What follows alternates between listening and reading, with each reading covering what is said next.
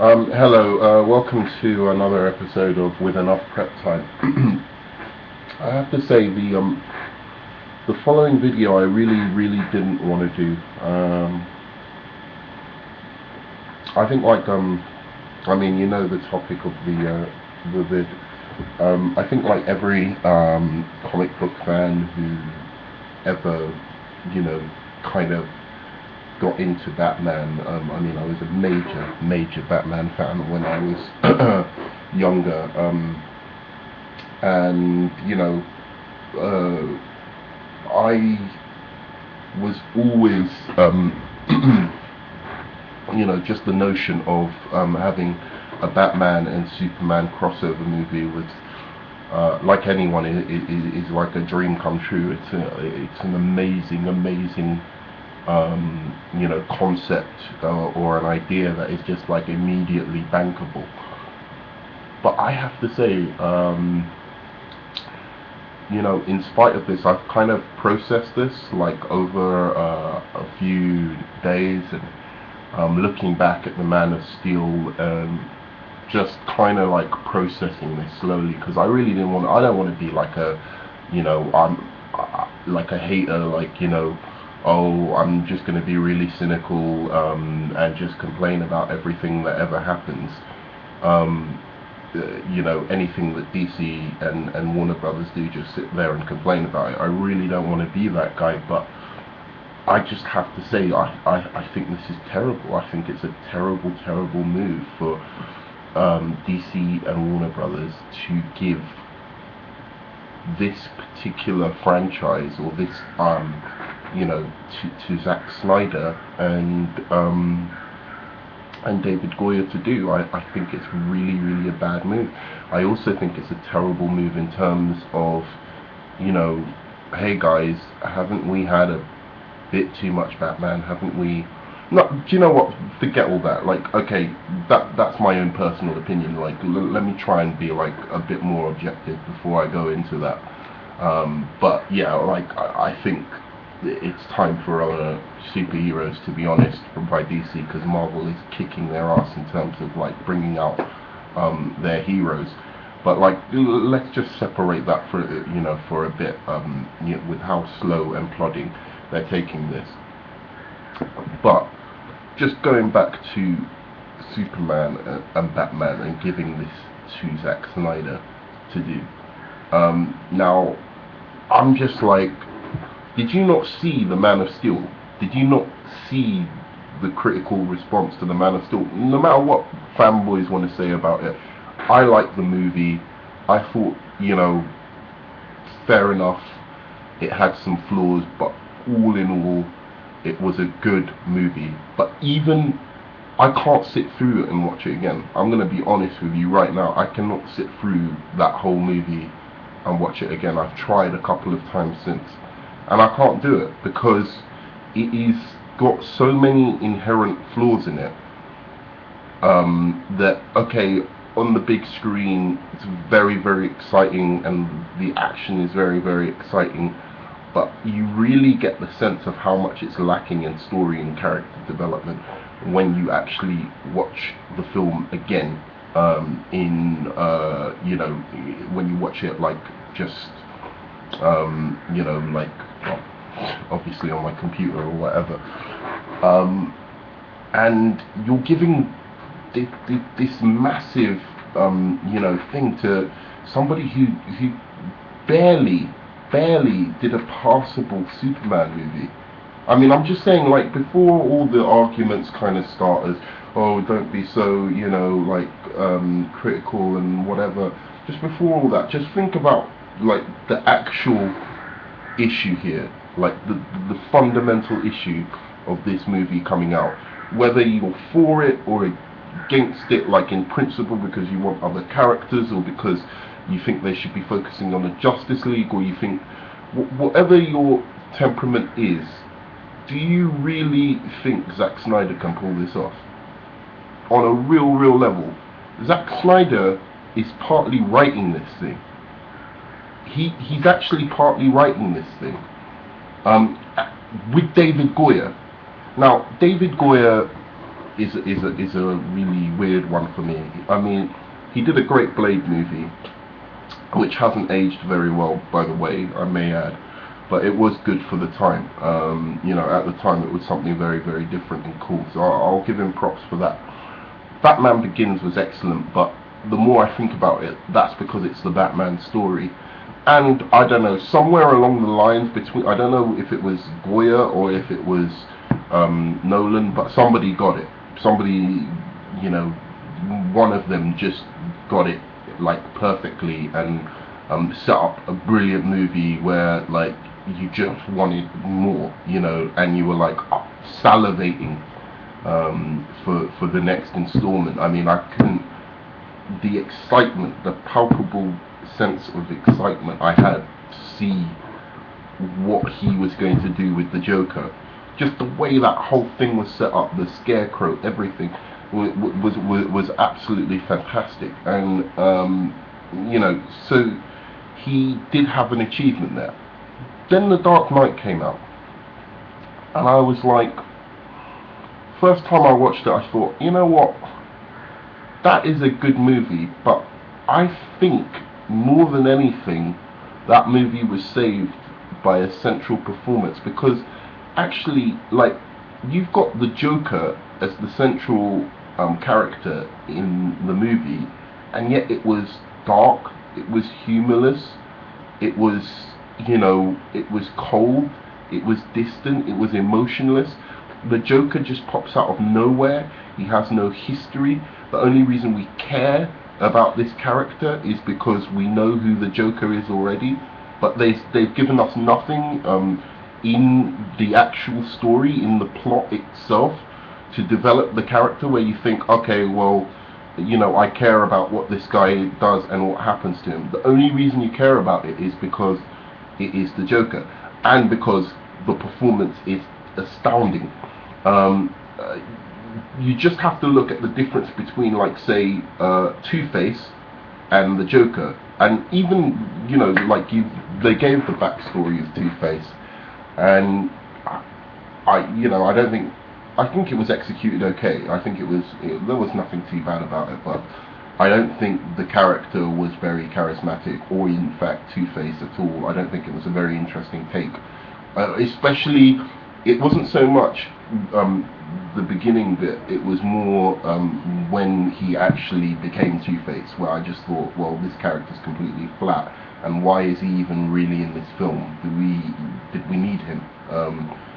He's supposed to be a main Batman villain, like a super villain, and he shoots two guys, and that's his super villain, shooting two guys and kidnapping, the commissioner's children. Okay, so, but it was generally a good movie. It was passable in terms of its writing and plot, but I don't think that was what made the film successful. I think what made the film successful was one of the most iconic villain performances of all time, and hats off to Heath Ledger for just he nailed it, and no one expected him to nail it like that. No one expected that he would actually, like, I don't think he was better than Jack Nicholson. A lot of people are like, oh yeah, he was better than Jack Nicholson, but there is an argument to be made. There's a genuine argument to be made that he was better than Jack Nicholson in that movie, and I'm always willing to listen. And even though there was no real humour to the character, he somehow made it, like, I don't know, he twisted the dialogue so it came out as just giving the character so much charisma that it worked. But there wasn't like that many, like, sick or twisted jokes, like you're used to in there was no wit. There was no wit to the character, or and when there's no wit to, the only real memorable actual line apart from the performance itself was that magic trick line where he says "ta-da," that was the only wit. Like, I felt like where there was a bit of humor or a bit of levity. So you've got that, and then we have The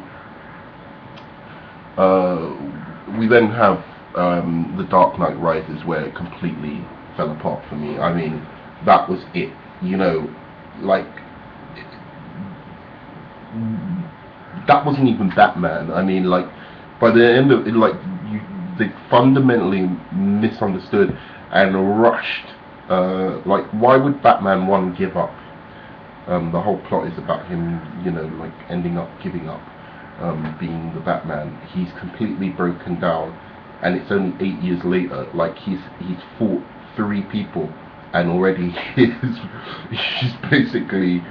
Yeah, I think possibly Nolan was just fed up and didn't want to do it again, because he was like, there's no way my Batman is coming back and being done, so I'm gonna fuck his body up so he can't ever possibly come back to do anything. I don't know, maybe that was it, but it just seemed unnecessary. I was like, why you know, like, Batman doesn't get fucked up after just fighting the Joker, and you know, it would take years for the Batman I know to you know, seriously, you know, they were playing it out like it was the Dark Knight Returns, but in, you know, a Batman,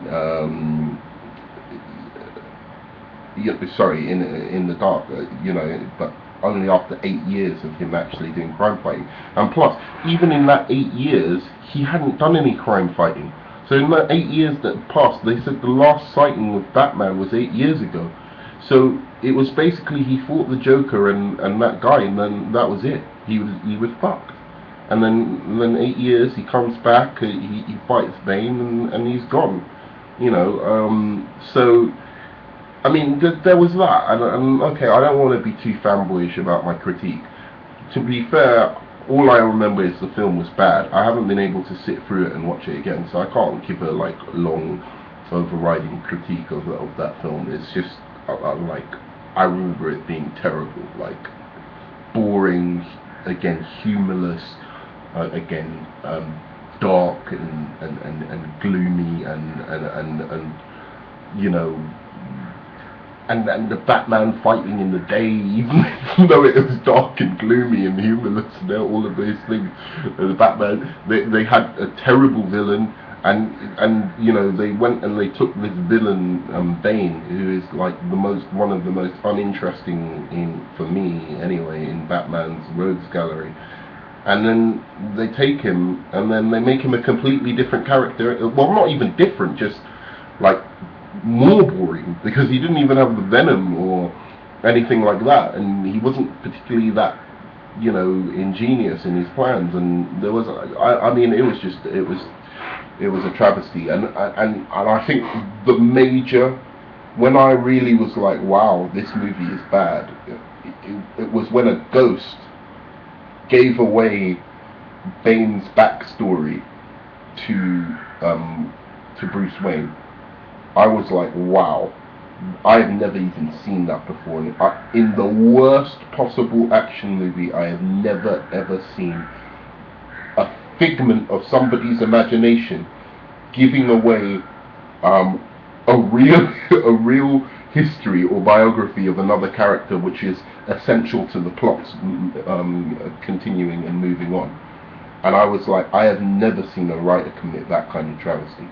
Okay, so we've got Goya's CV, and then he does Man of Steel. Man of Steel, the main flaw of that movie is the writing. Is the writing. The fact that Snyder didn't pick up on how bad that writing was, and was even supporting that writing, even telling Nolan, you know, apparently Goya was like, you know, saying that Superman should kill Zod. Nolan was saying he definitely shouldn't, and apparently the breaking, you know, between or basically the decider between the two of them was Snyder, who went along with Goya's idea that Superman should kill. So that just goes to show, like, Snyder's understanding a story. The guy is visually amazing. That I will take nothing away from him as a visual, director. He's amazing. And if you give him a good script, if he's got a good script that he cannot fuck up, you will come out with like one of the most amazing movies ever. Hence, I think The Watchmen is very good. People might see that as a controversial, pick. But I think The Watchmen is excellent. I think it's overlong. I can see some arguments for why, there's a bit of excess there, but generally speaking, I think it's a fucking good movie. And I think that is where Snyder's talents are best, left. Having creative control over story is not a good idea for Snyder. It just isn't. He doesn't. It was precisely because he tried to stick exactly to the comic book story that the Watchmen turned out alright.